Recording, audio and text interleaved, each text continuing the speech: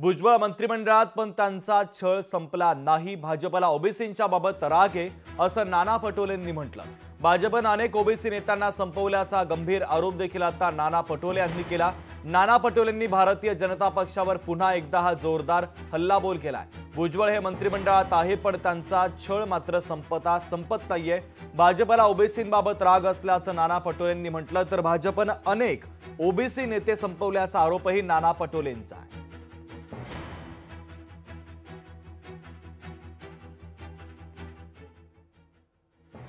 ओबीसीच्या बद्दलचा राग भाजपला राहिलेला आहे।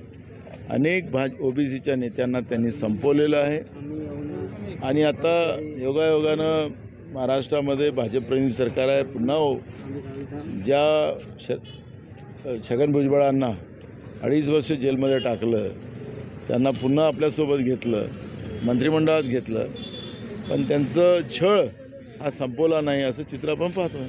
हम भी चाहते हैं कि अजीत दादा खुश रहे वहाँ पे और उनको बड़ा आनंद मिले और भुजबड़ साहब भी उनको साथ दे और ये तीनों साथ रहे तो हमारा रास्ता आसान होगा। तो इनमें आलवेली रहे, ये हम चाहते हैं।